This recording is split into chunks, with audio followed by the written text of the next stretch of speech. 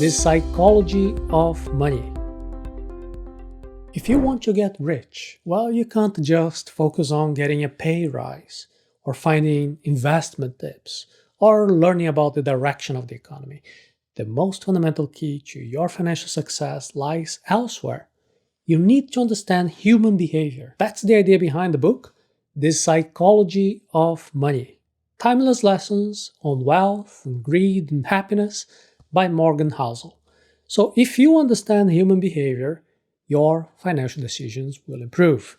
In today's Arata Academy summary, we will explore this idea to understand why this book has captivated so many readers that its impact is now being compared to modern classics like Rich Dad Poor Dad and The Secrets of the Millionaire Mind.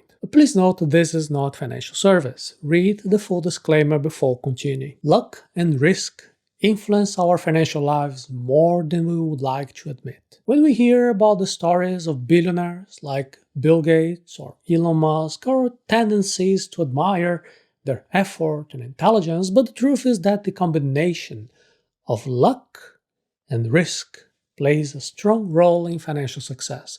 For example, in 1968, only 1 in a million teenagers worldwide had access to a computer at school. Bill Gates was one of those lucky ones. Without that stroke of chance, he might not have had the chance to become a technology pioneer. So there is no use blindly copying people who just got rich.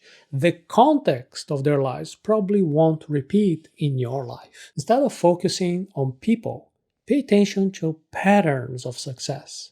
If you notice elements that repeat in diverse cases in different contexts, these patterns might be a good strategy for your wealth building. Don't confuse ostentation with true wealth. In the English language, there are 2 different words to refer to a person with money: wealthy and rich. Wealthy is someone who's prosperous, somebody who has a lot of money in the bank. So, for example, somebody who has amassed a fortune over their lifetime, or somebody who won the lottery, somebody who received a generous inheritance. Now, rich is just someone with a high income, someone who routinely spends on expensive items because they receive a high salary, or maybe they have a high passive income. Looking from the outside, you can tell if someone is rich. You can see if they live in a mansion, or if they drive a luxury car, or they wear expensive clothes. What you can't see from the outside is somebody's wealthy, whether they have a lot or a little in their bank account. Because to have a lot of money saved, a wealthy, prosperous person probably doesn't splurge on items that are showing off their wealth. Nothing stops you from being both wealthy and rich. But if you have to choose one, choose to be wealthy.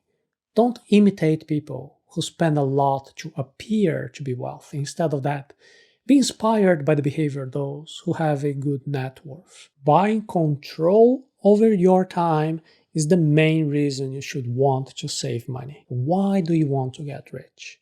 Have you thought about that reason? It's not for having an expensive car or a big house. Probably that's something that is much more valuable than money can buy. It is control over your time. Everyone has 24 hours in a day, but the wealthy have an advantage of money. They can buy other people's time and they can free up more time for themselves. Imagine 2 single mothers with young children. One has money, the other doesn't. The one without money has to work and clean the house and prepare lunch and bathe the kids, catch the bus, to take another child to go to school, and maybe another bus to go to the nursery, all on her own. The one with money also works, but she has a cleaner to be tidying the house. She has a cook to prepare lunch. She has a nanny to bathe the kids. She can arrange a driver to take kids to school. Which one of these moms has more control over her own time? Psychologists say that having control of your own time is one of the keys to happiness because it gives you flexibility to choose what to do and when to do it. More money isn't always better. Learn to be satisfied with what is enough. How much money do you need to consider yourself rich? The word wealth is usually associated with mansions and luxury cars, designer clothes, and expensive restaurants, but none of that is necessary for you to live well. A person who has enough money to cover all their basic needs and still have some money left to fund some trips, a few hobbies, a few luxuries, well, that person can already be considered to be rich. Wanting more than necessary can lead you to a constant state of dissatisfaction. It can also cause you to lose all the money you've already earned. After all, to earn more money, you also need to take more risk. On the other hand, if you are satisfied with what you already have, you will invest more safely to preserve your wealth and avoid falling for scams. A practical tip is not to increase your standard of living according to your salary increase. For example, imagine that you got a 25% raise when you change jobs.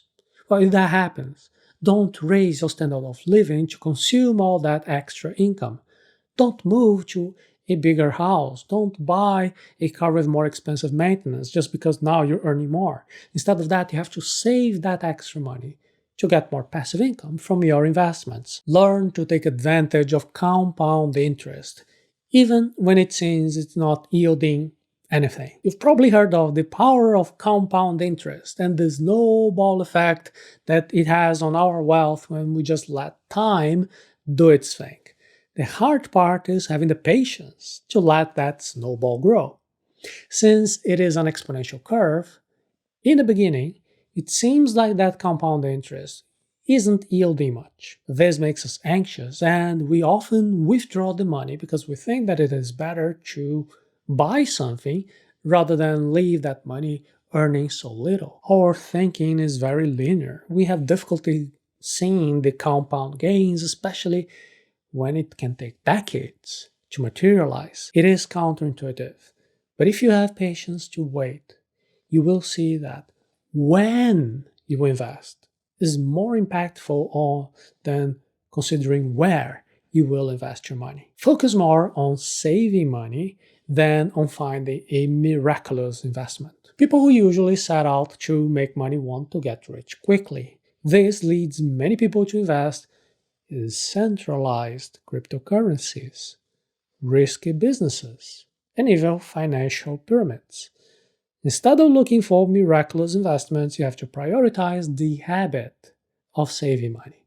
Spend less than you earn to invest that leftover money in stores of value such as gold and Bitcoin and more consolidated assets like good stocks or real estate. None of these investments will make you rich overnight, but you will reach your financial goals if you invest consistently and then you let compound interest to do its work. Saving is the one thing that is absolutely under your control. You can't control the return on your investments, or inflation, or the interest rates, but you can control how much you save to make your monthly contributions. So stop worrying about other people's ideas, what other people think. Don't try to impress others.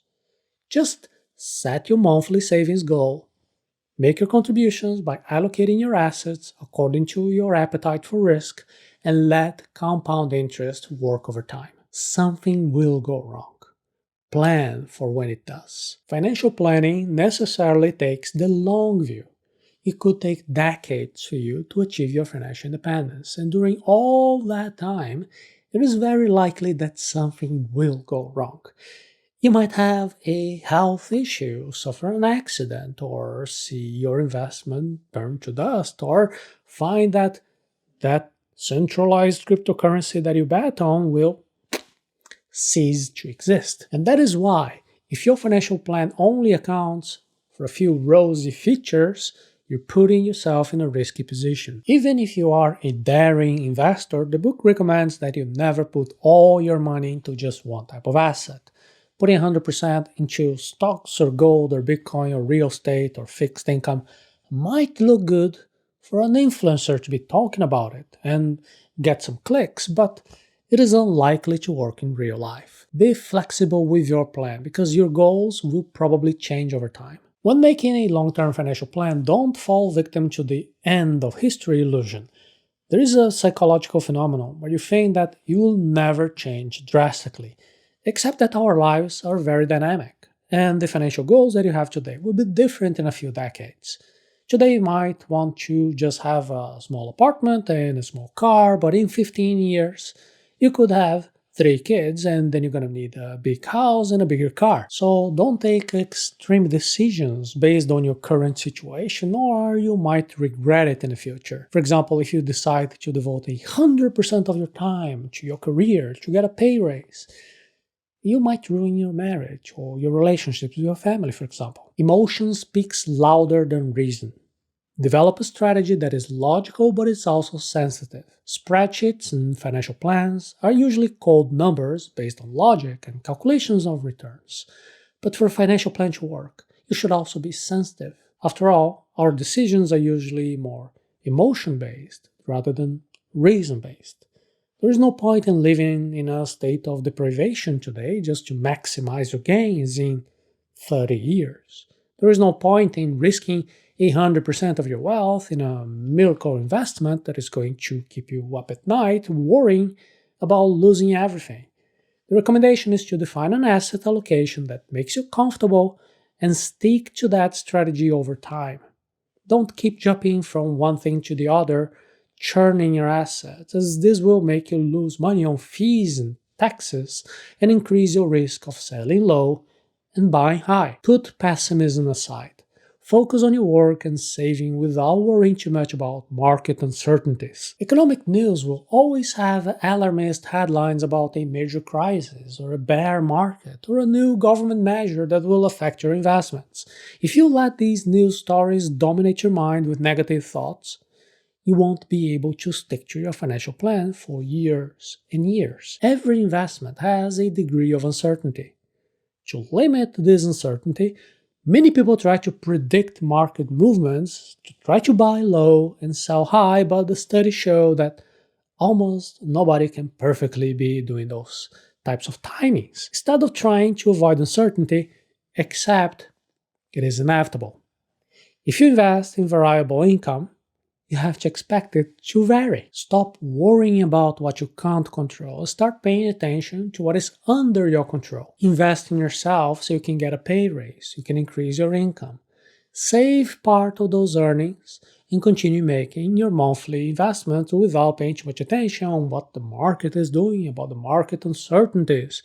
They'll always be there. The only way to fail in your financial plan is by giving up. Financial planning isn't a all or nothing game. Imagine that you calculated that you need $1 million to achieve financial independence. You worked hard, you saved what you could, you followed the plan, but after 20 years, you only managed to save 500,000. Okay, so what?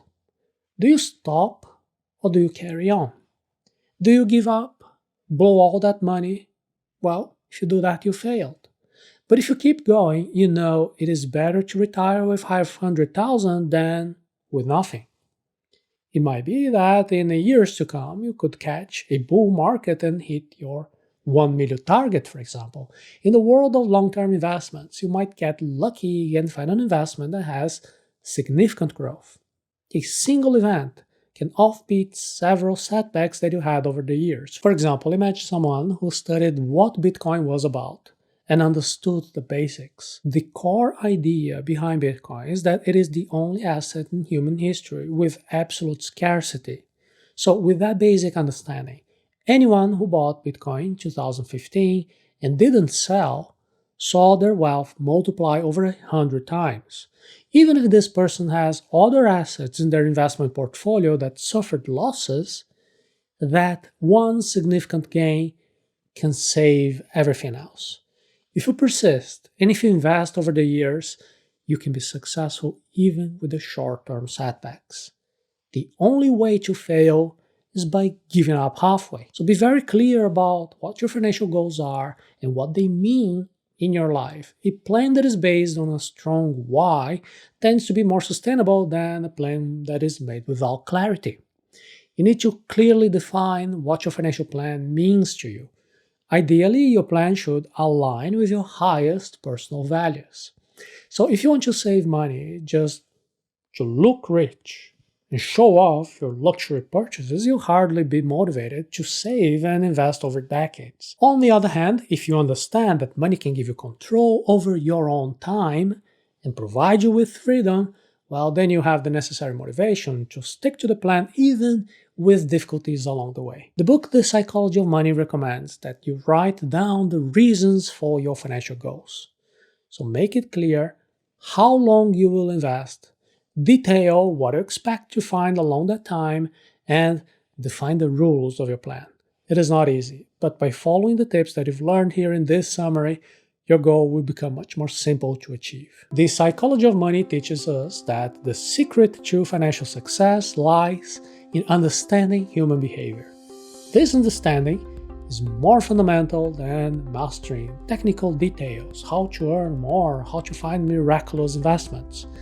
This is a thesis that we've been defending here for many years at Arata Academy. Over 10 years ago, when we launched our Truly Wealthy course, our focus was on your behavior as an investor, much more than the investments themselves. So if you want to join our training, now I want to invite you to learn more about Truly Wealthy by visiting arata.se/trulywealthy.